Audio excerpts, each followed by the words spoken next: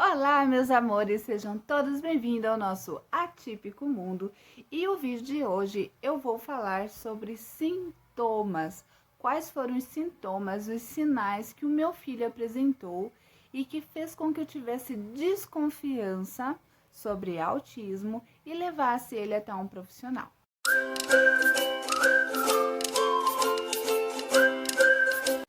Gente, tudo que vocês possam imaginar na minha gravidez deu ruim e muito ruim.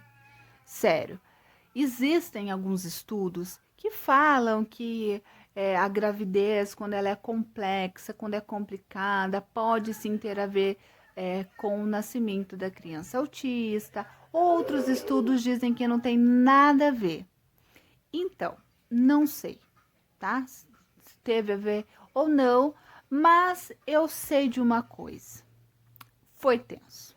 E se vocês quiserem que eu conte um pouco melhor o que aconteceu ou não, eu posso estar gravando um outro vídeo num outro momento.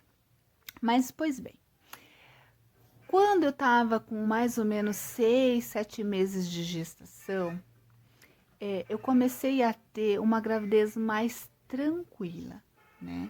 E o meu médico tudo indicava que eu pudesse ter um filho de parto normal e assim foi feito. O James nasceu com 38 semanas. E os primeiros momentos, os primeiros minutos, horas da vida de uma criança é muito importante, né? Os médicos, eles fazem estímulos para ver, né? Reação da criança, gente, tudo certo, tudo maravilhoso, tudo tranquilo. Foi muito natural e normal o percurso do James até mais ou menos um ano e meio, mas eu já chego lá. Quando a gente veio para casa, tudo certo, ele foi amamentado e eu consegui amamentar ele até 2 anos de idade. Nossa, maravilhoso. E quando ele era nenenzinho e eu estava amamentando ele não olhava para mim, ele não olhava para os meus olhos. Se eu chamasse ele até olhava para mim, mas depois ele desviava o olhar. Então, assim, ele olhava para frente, ele olhava para o meu peito, mas ele não olhava para mim, ele não fixava o olhar. Isso sim é um sintoma. Mas eu tenho que deixar um entre parênteses enorme, porque depois, com o tempo, isso mudou. Hoje, por exemplo, se ele senta no meu colo e eu consigo conversar com ele, porque assim, ele verbaliza até certo ponto, ele sabe as palavras e tudo mais, ele tá naquela fase que ele tá aprendendo a juntar, tá?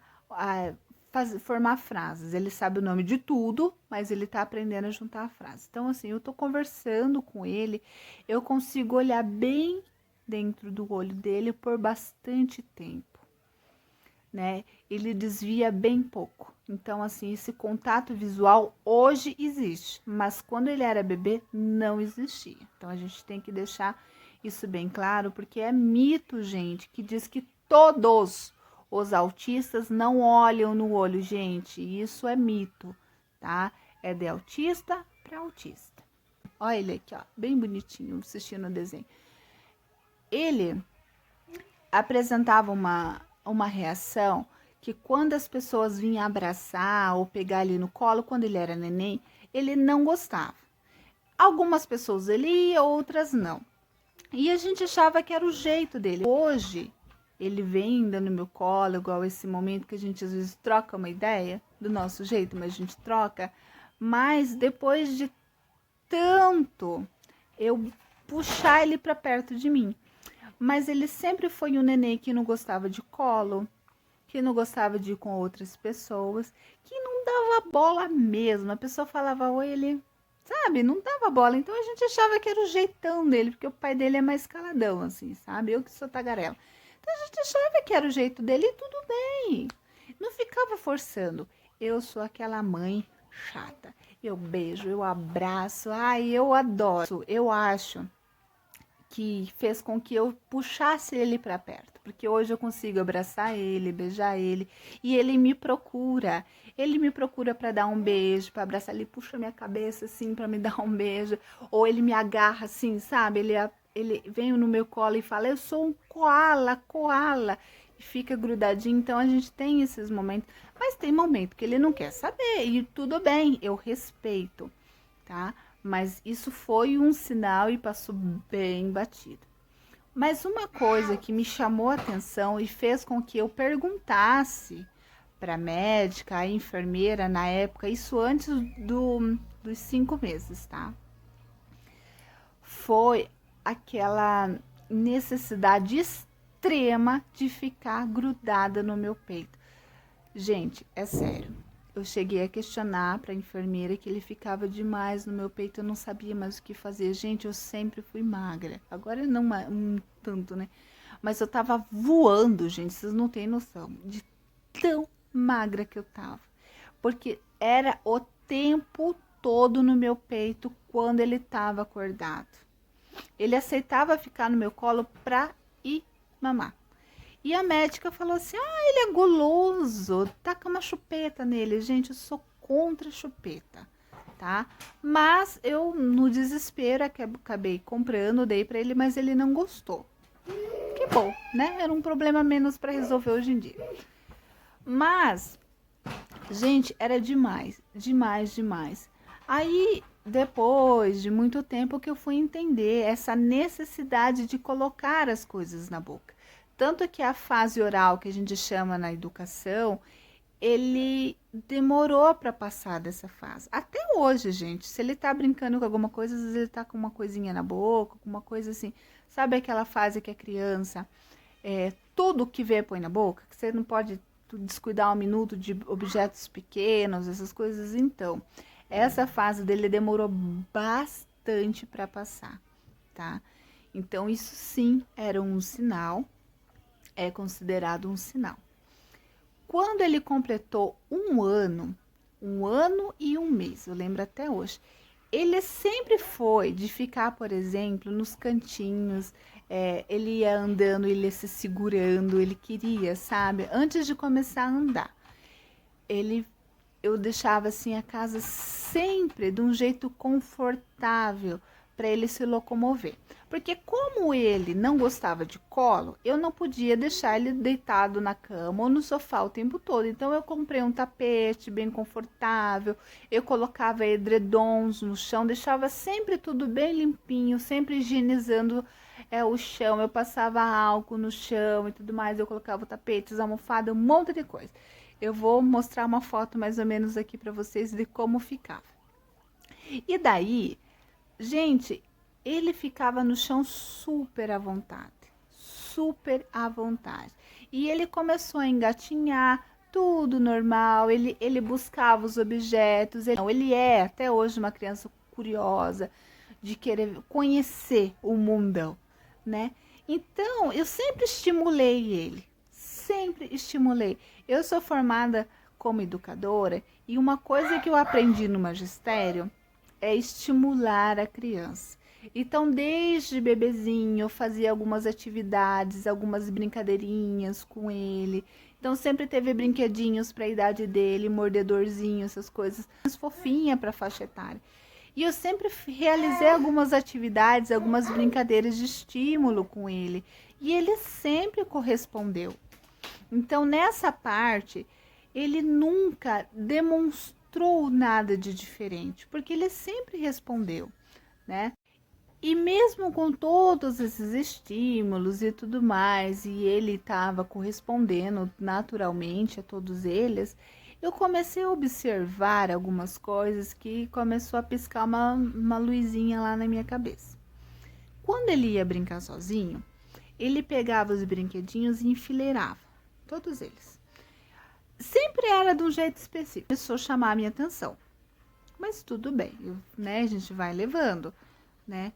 Eu percebia também que ele tinha épocas, hiperfoco em determinados brinquedos. Então, tinha fase que ele pegava dinossauro, ele só queria brincar de dinossauro. E ele gosta muito de baldinhos, sabe?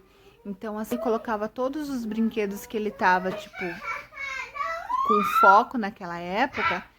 E quando ia tomar banho, levava. Quando ia pra cama, levava. Então, para onde ele fosse, ele levava aqueles brinquedos. Se a gente fosse sair, por exemplo, fosse no mercado, ele queria levar o baldinho com aqueles brinquedos. A gente é mãe, a gente acha tudo bonitinho e não deixa de ser bonitinho. E achava engraçado, né? Até, poxa, ele gosta mesmo desses brinquedos. E por mais que no fundo, algo já estava me dizendo já que presta atenção, já que presta atenção. Mas é porque a gente não vê mesmo, não vê. E os sinais, os primeiros sinais de autismo, eles são muito sutis. São muito sutis e passa batido, gente. Passa batido mesmo. Tanto que eu só fui procurar o especialista por causa que eu comecei a notar que o atraso na fala dele estava sendo importante. Então, assim, ele tinha algumas coisas assim que também são sinais, gente. Por exemplo, no banho e na hora de escovar os dentes. É muito normal, gente, que as crianças não gostem de tomar banho ou de escovar os dentes. Ah, daquela preguicinha, sabe, de fazer. É normal. Mas uma coisa que não é normal, você vê que na hora que você tá escovando os dentes do seu filho, você vê que dá a impressão que machuca. O ato de escovar, por mais que seja escovinha adequada, por mais que você esteja fazendo levinho, parece que você tá machucando. Isso se chama sensibilidade. Eles sentem 10 vezes mais, 1000 vezes mais quando tem essa sensibilidade na boca. Então, por mais que você tenha muito cuidado na hora de fazer higiene, dá a impressão que tá machucando. A criança, ela chora, ela grita, ela se desespera. E ele começou a fazer isso depois de 1 ano e pouco. Ele começou a fazer isso. Porque antes, quando ele era bebezinho, não tinha dente, eu passava o paninho, né? Aquelas coisas que a gente faz, né? Passa um paninho umedecido para tirar o leitinho. Depois, quando começou os primeiros dentinhos, eu comprei um dedalzinho. Eu não sei como que chama. Você coloca, ele é de silicone, você coloca no dedo, ele tem umas cerdas de silicone bem assim, bem molinho. Daí eu comecei a escovar os primeiros dentinhos e a parte de trás ele massageava a gengiva, tanto que foi muito bom quando começou a nascer os dentes, que ele mordia aquele dedalzinho assim. E para mim, na época, era natural por causa da idade. Eu nunca associava aquilo a uma sensibilidade, alguma outra coisa. O banho, por exemplo, toda vez que a gente ia tomar banho, quando ele tomava banho na banheira, super tranquilo, quando era bebezinho e tal. Mas quando ele ficou maiorzinho, que ele começou a tomar banho no chuveiro, no chuveirinho, quando eu ia lavar o cabelo, passar o shampoo, gente, dava ruim nele, sabe? Ele chorava, era como assim se doesse os fios de cabelo. E por mais cuidado que você tenha, parecia que machucava. Sensibilidade no couro cabeludo. Hoje em dia, eu consigo dar banho nele e escovar os dentes dele com mais tranquilidade. Mas foi todo um processo de paciência, foi tudo, sabe? Se quiser, eu posso contar isso num outro vídeo, como que eu fui me adaptando com o tempo. Por isso que é importante a gente entender e descobrir o que o filho da gente tem.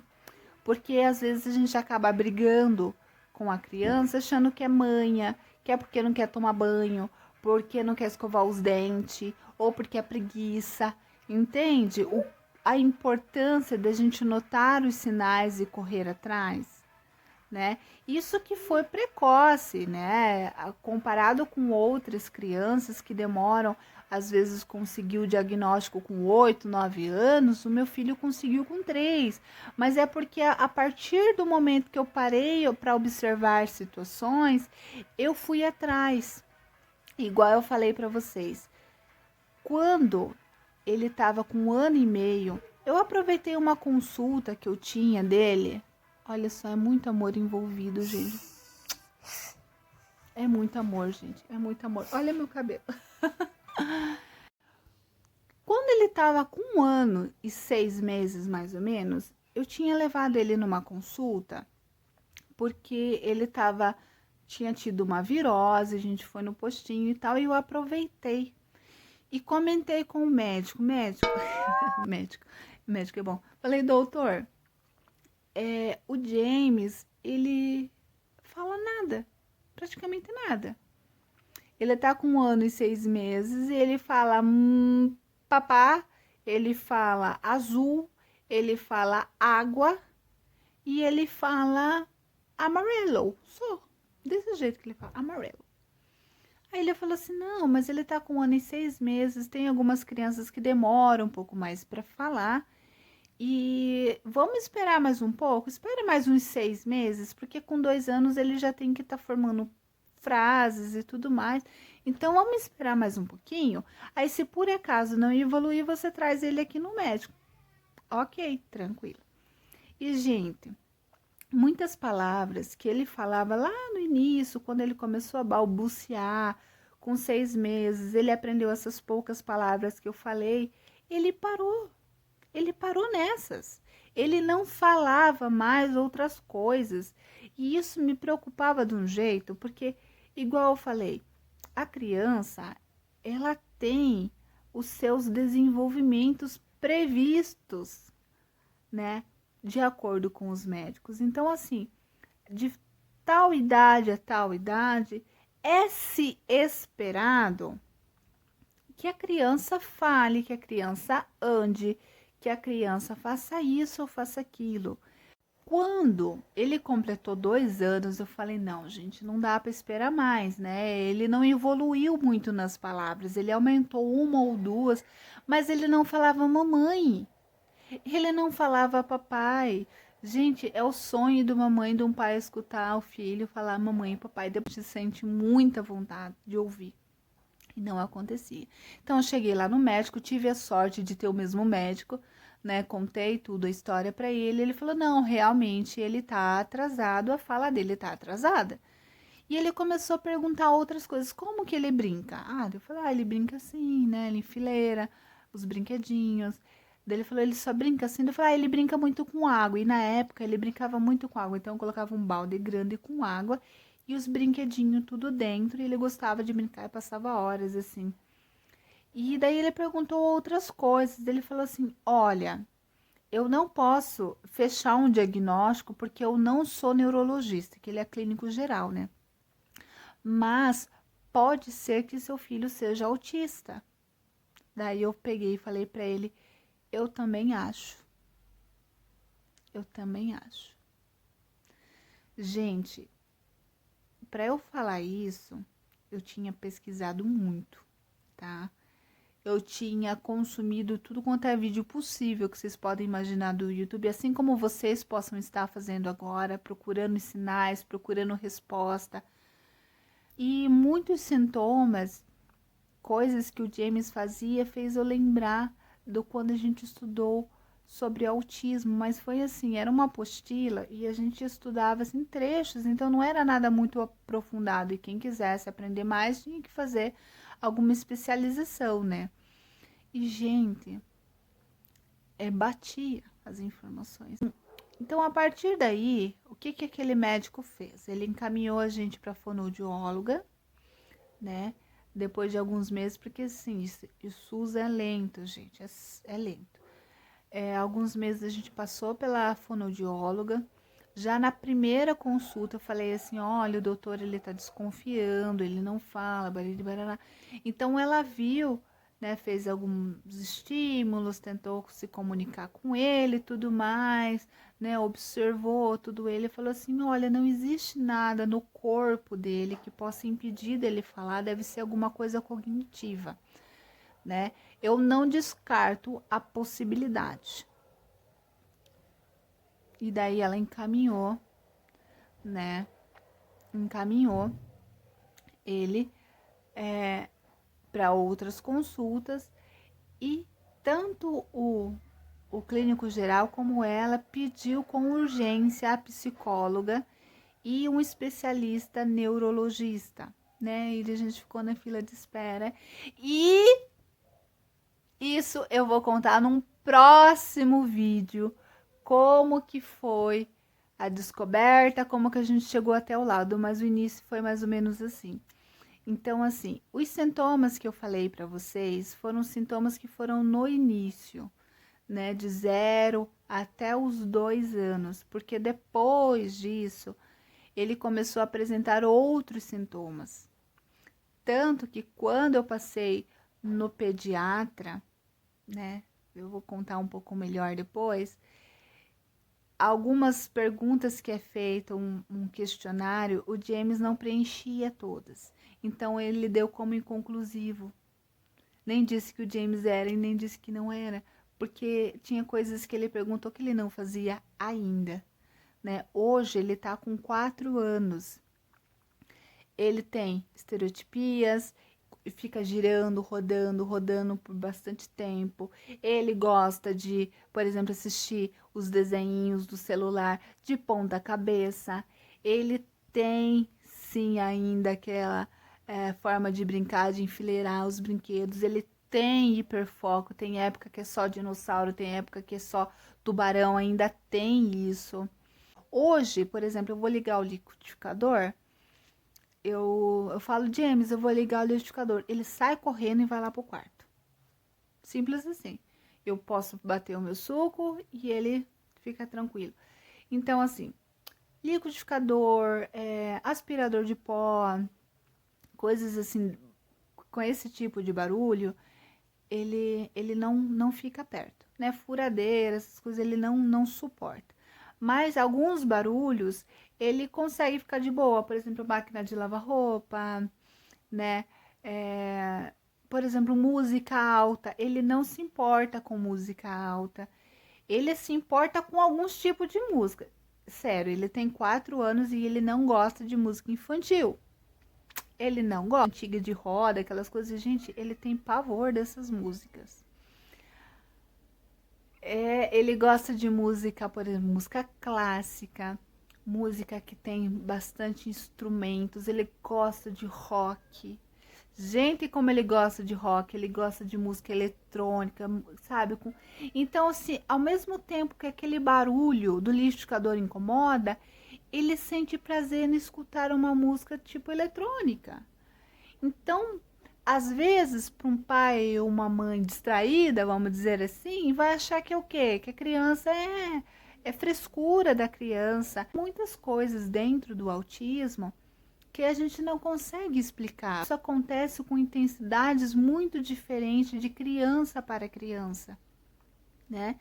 Então, da mesma forma, por exemplo, o meu filho é aficionado por tomate, por maçã, de comer assim 4, 5 por dia se deixar. É uma coisa assim que é. Só que se você pegar o tomate e colocar um molho no tomate, sabe igual você põe num lanche, alguma coisa assim, fazer um vinagrete, ele não come o tomate. E ele, olha que ele ama tomate, ele come puro o tomate. Olha aí a prova. Outra coisa, gente, leite, ele só toma, por exemplo, na alimentação, o leite, ele só toma se for leite com sabor de morango. Já tentei leite de pacote, de caixinha, leite com café, leite com achocolatado. Não, tem que ser de morango ou com iogurte de morango. Outra coisa, ele é aficionado em números. Gente, ele é doido por número. Ele baixa joguinhos, ele mesmo sabe baixar joguinhos no celular. Ele baixa joguinhos de alfabetização. Ele gosta de joguinhos com número, com letra, com formas geométricas. Gente, olha, ele é ficcionado nessas coisas. E ele sabe os números. Hoje, ele, por exemplo, nome de coisas que, meu Deus do céu, eu nem imaginava que ele sabia, mas ele sabe falar. E enrola para formar frase, ou ele fala inglês. Então, assim, ele aprendeu vendo vídeo inglês, ele sabe letras, números, ele sabe vários nomes em inglês, palavras em inglês. Então, assim, é muito louco isso, gente. É muito louco isso. E é muito gostoso você ver que você vê, tem tanta dificuldade, às vezes, numa coisa e tanta facilidade em outras. Muitos sinais, os pais e os médicos vão conseguir identificar quando a criança está um pouco mais velha. Então, o que eu posso dizer para vocês? Gente, observa o filho de vocês, mas observe com cuidado, tá? Observe com atenção. Veja se esses sintomas que eu falei que teve no meu filho pode ter no seu. Mas assim, observa se isso de vez em quando, se isso é frequente e vá atrás de um especialista. Né? Se você depende do SUS, vai lá na consulta, passa pelo clínico geral, fala tudo o que você observou no seu filho, as dificuldades que ele tem, que você acredita não ser normal, porque ele vai avaliar. Ele estudou para isso e ele vai poder te encaminhar e te aconselhar da melhor maneira possível. Então não fique na dúvida, não fique com medo, não fique com receio de correr atrás de uma resposta. Não vai muito na cabeça das outras pessoas, porque às vezes as pessoas não querem pilhar você ou não quer te aconselhar errado e acaba errando. Né, falando, não, mas é o tempo da criança, não, mas é assim mesmo, mas fulano demorou para falar, mas fulano demorou para fazer isso e aquilo. Gente, se você é suspeita, vai no médico. Então é isso, pessoal, eu espero que vocês tenham gostado. Se gostou, curta, compartilhe, se inscreva. Gente, por favor, vamos se inscrever no canal. Clica aqui, ó, para se inscrever, é grátis. Se inscrevam para a gente poder aumentar a nossa família. E quanto mais pessoas se conscientizarem, entender o que é autismo, melhor vai ser o mundo para os nossos filhos. Então vamos deixar o próximo vídeo para eu poder falar como que foi essa saga atrás do diagnóstico. Primeiro eu notei os sinais, os sintomas, busquei o médico e depois como que foi, né? Então, senão o vídeo vai ficar muito longo e vocês não gostam de vídeo muito longo e eu já falo demais. Então, se inscreva, comente como que tá sendo com vocês, se os seus filhos também têm alguns sintomas desses, se vocês se identificam com esses sintomas que meu filho tem. E então é isso, gente. Eu espero que vocês tenham gostado. Um grande beijo. Até o próximo.